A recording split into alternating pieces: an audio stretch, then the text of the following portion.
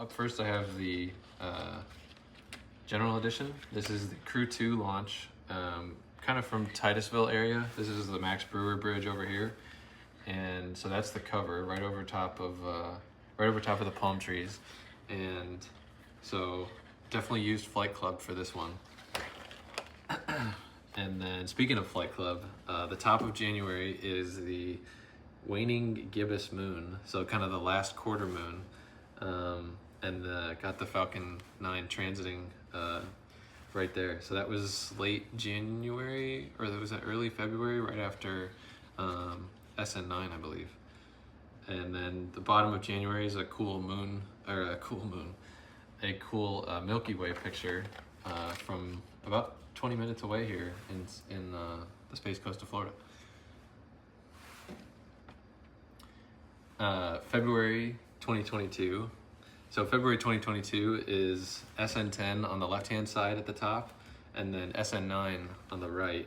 And then at the bottom is kind of, if you put the camera in like a slow shutter mode, you can kind of pan back and forth, and then the waves in the water. So I was like looking at the surface of Lake Washington down in Melbourne, kind of, also like 20 minutes south of here. And then if you pan back and forth real fast, you can kind of get it to blur out almost like a painting.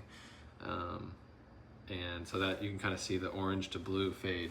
But the really cool part about February and this SN9 picture is you can see all the way up to apogee, all the little starships, because these pictures are all 1 second apart, basically. So the camera basically shot all the pictures, and then I was able to combine them in post into sort of a composite image.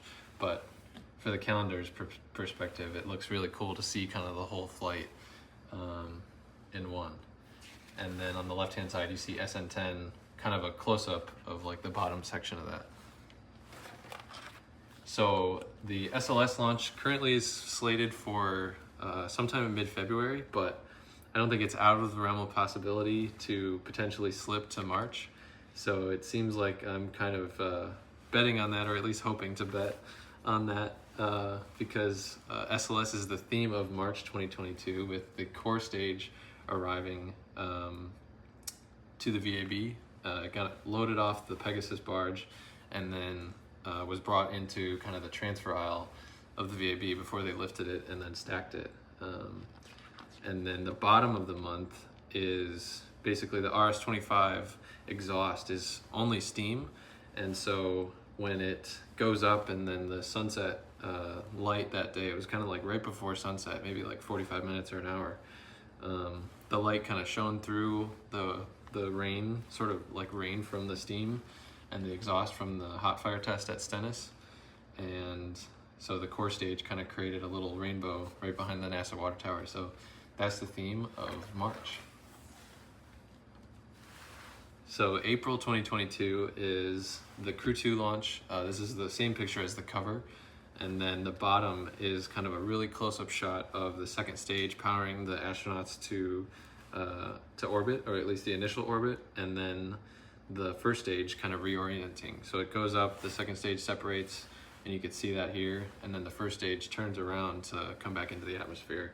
So you can see it kind of firing its cold gas thrusters. It almost looks like a little radar beacon or something. And then May 2022 starts off with Falcon Heavy. So Falcon Heavy, I think we're supposedly going to see maybe 3, maybe as many as 5 Falcon Heavy launches this coming year. I think we were supposed to see a number of them in 2021, but such as space launches, they get delayed and payloads and things happen. But hopefully we'll see a couple more Falcon Heavies. Maybe we'll see one in May of 2022.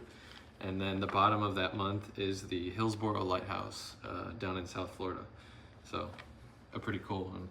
Taken with a drone too. And then June. So June is a Starlink launch, sort of stacked, kind of like SN9 and 10 on the left-hand side. And then this is a Transporter 2 landing. I think that was in June. And the same cool thing, you can kind of see the ignition of the landing burn right here. And then all the way at the bottom, you get the landing leg deploy. So same kind of vibe. Really, really cool. And then this is a long exposure, kind of like a space laser, I guess you could call it, of I think that was another Starlink launch. I've lost track of how many Starlink launches there have been by now and which one was what. So this was July 2021, but it's now the top of July 2022. So this is the sun setting behind the Sears Tower in Chicago, all the way back from like 30 miles away at the Indiana Dunes lakeshore.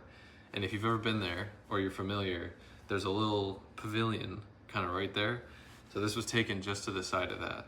And I was actually on the west side of the little river that runs out into the lake there. And I had to take my shoes off and take my socks off real fast and run across the river holding the camera tripod up in the air. And then I think I still had to run like a tenth or a quarter of a mile, 2/10 of a mile maybe, and try and line up the picture, because the way the alignment was, even from that far away, it was still looking like it was going to come kind of below the Sears Tower. So I had to run a bit farther that way to be able to get it to kind of line up right. And then the bottom is a moon picture from, I think it was that same month, but when I was down at Purdue. So it's just always cool seeing the moon. So yeah, moon and sun for July. August, I think, is my favorite sort of all at once sort of design month, I guess you could call it. So this full panel here is all from CRS-23. There's the launch from the press site, the NASA press site right by the VAB. This is the booster return a couple days later, like 4 or 5 days later. And I had my camera kind of like right above the water. It was like, I don't know, maybe an inch or two. And one of my friends, John Pisani, got a picture of me kind of holding my hand, because I had this strap wrapped around my hand like 4 or 5 times. And then I had my finger kind of below the lens as like a depth sensor. And so if I felt like my finger get wet, I would move the camera up so that I could have it just the right depth away to get the reflection, but not like get the camera wet. And then the bottom of the month is from the Inspiration 4 mission. You can kind of see through the greenery and stuff like that. So cool month for sure. I think it's my favorite. It's definitely between that or December, which you'll see in just a few moments. I always have to include a little bit of Purdue, because that's where I got my start professionally. And so even in the general edition, now that I have a Purdue edition, or sort of a collegiate edition, I still have to include a little bit of Purdue, just because it's kind of the best of calendar. And this is definitely one of my favorite pictures of the bell tower. So you could see all the changing leaf colors. This had to be like late October, I would guess, last year. And it's just so cool to find these little alignments and angles during free time on campus, and sort of harken back to what I got my start doing, really. And then the bottom of September is a Starlink launch, kind of from, I think, 528. You could see the like telephone poles and stuff here and the reflection of the water, but just super cool. The thing about it is like all these months are kind of my favorite, because it's sort of a summation of all the best. But if I had to pick like a favorite, I think August so far, or December that you'll see, is probably a favorite. So October is Halloween, obviously. And so I went with kind of the orange and black theme, and you could see the partially eclipsed sun is kind of right behind the Mackinac Bridge, and this was in June. So the full eclipse was only visible from like really northern latitudes, kind of like up near, I don't know if it was visible like really northern Canada. It had to be, but as it rose, the moon kind of grew away from it, and like right as it came up from behind the bridge, it almost looks like a moon, but it's the sun. It was really, really cool. Definitely something you don't see all the time. So that was near Mackinac City. And then the bottom is of the CRS-22 launch. It's a real close-up shot, like 800 millimeters, with a remote camera. So like when the rocket starts going, it makes a bunch of sound. And so the triggers that we use to basically tell the cameras to start clicking away, use a little microphone. And when it passes that threshold, then all the cameras are like, oh, it's time to take pictures. And then they start taking pictures. So this was like 800 millimeters, and same kind of thing. You can see all the detail in the engines, and all the sort of colors of the fuel and stuff like that is really, really cool. So orange and black for Halloween. November is the Inspiration 4 launch picture. And so I was trying my hardest to find a set of, I tried to find 4 palm trees because of the 4 crew members going on Inspiration 4, but I couldn't find any with 4. I found like 3 and 2 and 1, and there was a set of 4, but there was like cattails and stuff. Anyway, I ended up finding this sort of set of trees that looked really cool, and luckily that night it was really calm, so we got nearly a perfect reflection, and so you could see it did the sort of space jellyfish kind of thing, and then you can kind of see that reflected down here, so it's like a dimmer version of the exact opposite. So it turned out really, really cool, and it was just awesome to watch from the seat of a kayak as well, because I was right next to my camera. If you've seen any of the sort of behind the scenes pictures I posted on social media, the tripod was fully in the water, and it was only like just above, the camera was again kind of like August with the booster return, it was like just above the water. Luckily no waves to worry about this time though.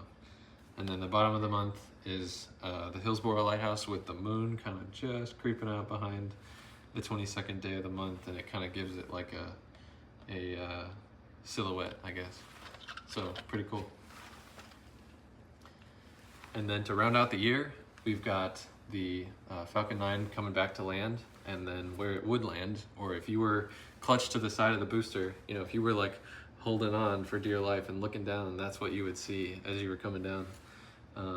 So you got kind of the green flash, and then the ignition, and then sort of steady state landing burn, and then where it touches down. And then another long exposure, this one from Cocoa Beach of I think Starlink. Yeah, Starlink 24. Honestly, I've lost track of all of them. So that wraps it up for the general edition.